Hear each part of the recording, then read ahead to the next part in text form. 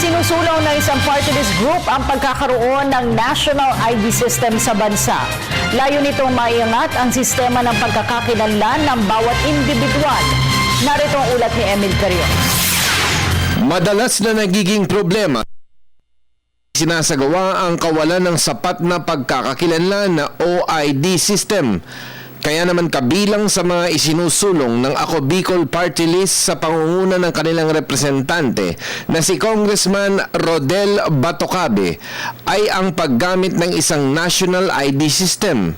Ito ang kanyang inihayag sa programang Radyo Vision sa Media ng Bayan.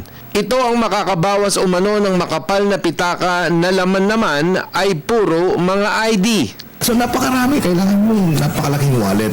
Ngayon, ang sinasabi lang po natin dito ay magkaroon ng identification system sa mga Pilipino. Ayun. Okay. So ngayon, iisa na lang ang ID mo. Sa panukalang ito ay aangat ang sistema ng pagkakakilanlan ng bawat individual. Layunin ng panukalang batas House Bill No. 5060 o the Filipino Identification Systems Act na lumikha ng isa at kapaki-pakinabang na identification system. Simulang pagkapanganak sa iyo, meron ka ng ID, meron ka na ring numero. Okay, ngayon tayo, matatanda na, kukuha tayo at bibigyan din tayo ng at yun doon ang ilalagay natin doon, yung ating pangalan, date of birth, yung personal information natin, let's say medical records mo, kung anong blood type mo.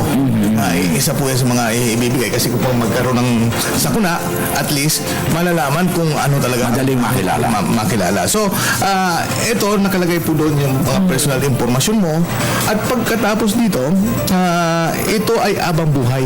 Sa kabila ang batuhan ng akusasyon, tila nananaig ang mas mahalaga.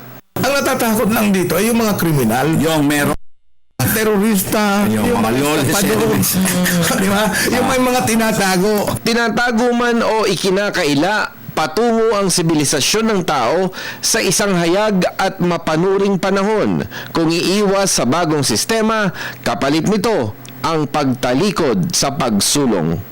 Para sa Telebisyon ng Bayan, ako si Emil Carion.